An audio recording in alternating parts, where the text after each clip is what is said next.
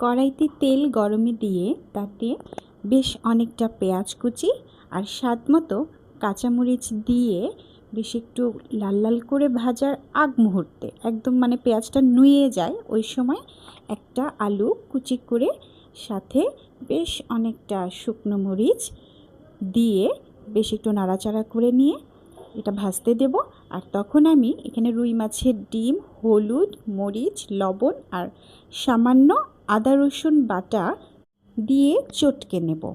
এটাকে খুব ভালোভাবে চটকে আমি এই ভাজির মধ্যে অ্যাড করে দিচ্ছি। অ্যাড করে খুব ভালোভাবে আমি এটাকে নেড়ে নেব যাতে এই মাছের ডিমটা দলা পাকিয়ে না থাকে এক জায়গায়। এবার এটাকে বেশ অনেকটা সময় একটু কম আঁচে সময় নিয়ে ভাজতে হবে। এই যে দেখুন এমন ঝুরি ঝুরি ভাজা হবে। এই আলু ভাজি তথা ডিম ভাজিটা দিয়ে 1 প্লেট ভাত অনায়াসে আপনারা খেতে পারবেন। আমি জানি আপনারা সবাই অনেক ভালো রাঁধুনি। আজ তবে ভালো থাকবেন।